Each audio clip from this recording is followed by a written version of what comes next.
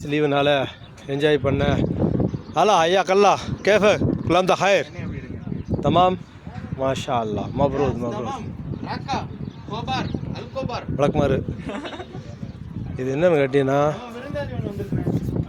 அதாவது இது ஒட்டகத்துக்கு பயந்துக்கு இன்னைக்கு வருது. அந்த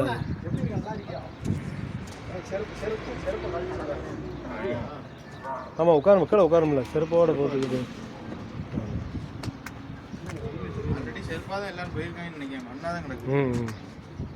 சரி